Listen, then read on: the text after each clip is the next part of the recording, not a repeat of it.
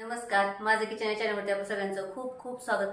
तर आपण आज करणार आहे टिफिन सिरीजचा तिसरा भाग करणार आहे। भिजवलेले हरभरे त्याची भाजी करणार आहे, पण वेगळ्या पद्धतीने करणार आहे। तर कुकरला लावायची अजिबात आवश्यकता नाहीये, खूप छान लागते। तुम्ही या पद्धतीने करून बघा, मुलं आवडीने खातील। चला तर मग आपण सुरुवात करूया। तर आपण इथे भिजवलेले हरभरे घेतलेत 1 वाटी। आपण आता हे मिक्सर मधून ओबडधोबड काढून घेऊया न पाणी घालता। इथे थोडीशी कोथिंबीर घेतली, 3-4 चमचे आपण खोबरं घेतलेले, थोडंसं आल्याचा तुकडा घेतलाय आणि 8-9 लसूणच्या पाकळ्या घेतल्या। तर आता आपण हे मिक्सर मधून न पाणी घालता काढूया। आधी हरभरे काढू आणि नंतर हा मसाला काढूया। तेलाच्या किटलीत जी पळी असते ती आपण अर्धी पळी तेल टाकलेलं आहे आणि आता बारीक चिरलेला 2 कांदे बारीक चिरलेले आहेत आणि थोडंसं मीठ। छान असं आपण आता कांदा भाजून घेऊया।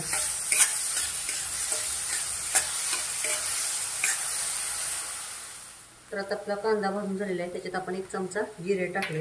तुम्हाला टोमॅटो टाकायचं असेल तर तुम्ही अर्धा टोमॅटो बारीक चिरून टाकू शकता। आणि आता आपलं हे लसूण, खोबरं, कोथिंबीर, आलं आपण बारीक केलं होतं ते टाकायचं।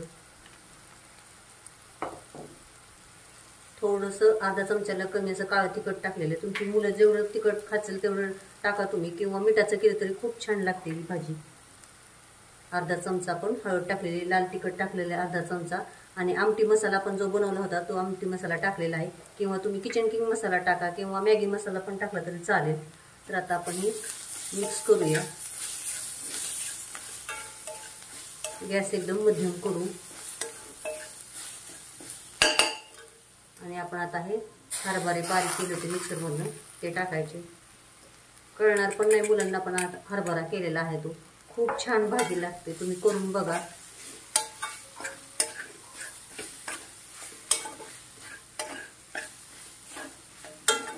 मध्यम गॅसवरती आपण थोडासा पाण्याचा शितोडा देऊया। झाकून ठेवा किंवा असंच ठेवा। तर 5 मिनिट आपण मध्यम गॅसवरती ठेवूया। अधून मधून तुम्ही हलवत राहा।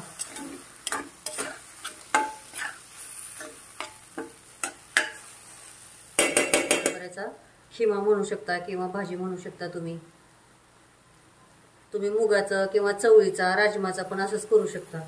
खूप मस्त लागते, एकदम मुलं आवडीने खातील। करून बघा एकदा। तर आता वरून आपण कोथिंबीर टाकलेली आहे। आता हे मिक्स करूया आणि आता आपली भाजी तयार झालेली आहे। तर काढून घेऊया। तर छान आपला भिजवलेल्या हरभऱ्याचा खिमा तयार झालाय। तर चॅनलला सबस्क्राईब करा, लाईक करा, शेअर करा आणि कमेंटमध्ये मला नक्की सांगा कसा झालाय तो। थँक्यू।